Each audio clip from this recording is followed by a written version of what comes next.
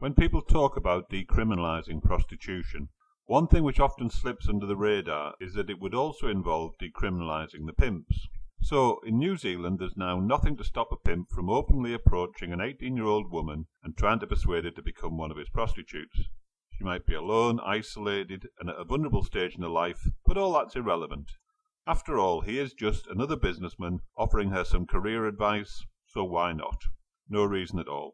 Not if New Zealand's legal system is any reflection of how people in that country see things. In fact, the decriminalisation law only passed by one vote, but even so, the full weight of the law is now supporting the pimp's right to expand his business and be given the same respect as any other entrepreneur.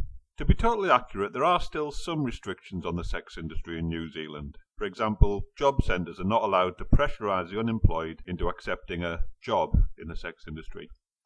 But that's completely inconsistent with the main thrust of the law, namely the claim that being paid for sex is a job like any other.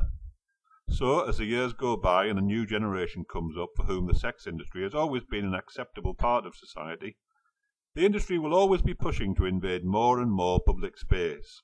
They're already hanging round the edge of youth events, so how long before they start sponsoring music award ceremonies? They could even end up giving careers guidance talks to school leavers. And that might sound outrageous, but it is exactly what the people who support decrim want. That is a logical conclusion of insisting that being used as a sex object is just a job of work. Because, if that's true, why shouldn't the people who run that industry, the pimps, get as much respect as any other businessman? So how do the paid sex positives try to wriggle out of this? Well, their line, believe it or not, is that pimps will cease to exist in a decriminalised regime. And, as usual, there's a grain of truth in that claim, namely that no woman would actually choose to have a pimp.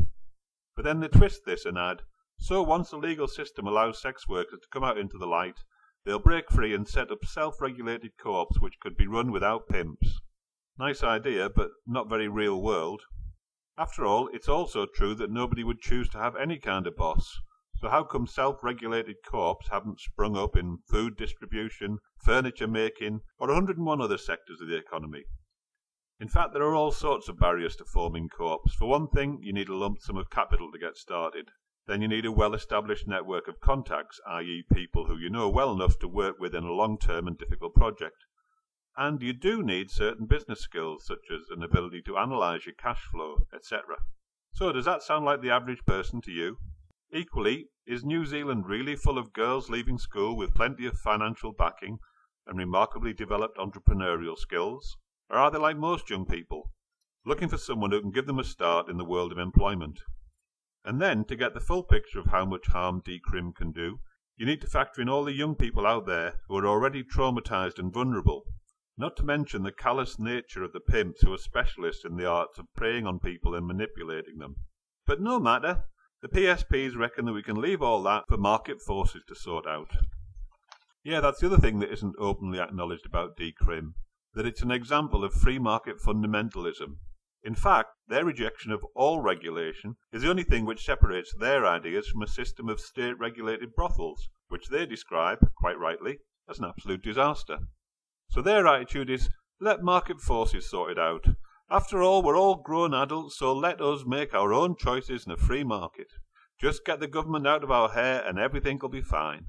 Which in some ways might sound quite good, until you remember that it was exactly that kind of libertarian bollocks which told us that we didn't need financial regulations, because market forces would automatically give us the best solution.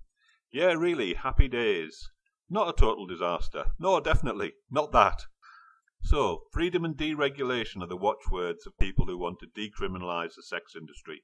But what they gloss over is that their utopia would also include freedom for pimps to groom anyone over the age of 18 towards a glamorous career as a sex worker. And okay, some people who support decrim are doing good work, providing legal advice or condoms, etc. But ultimately that's like the Salvation Army giving out soup to the homeless. Because, although some of the people involved are totally genuine and motivated by the best possible intentions, when looked at in the broader context, those soup kitchens are just a way for the Sally Army to establish its street credibility and get a foot in the door. A way to make their fundamentalist ideologies seem more acceptable, at least at first glance. Similarly, the New Zealand Prostitutes Collective gained credibility with the government as an organisation which could reach people who were otherwise impossible to reach, and then use that credibility to push their decriminalisation agenda. But has that really helped the prostitutes in New Zealand? I doubt it. There is one group of people who it's definitely helped though, the pimps. Help them to stay in control and help them to recruit another generation of women into their little corner of the business community.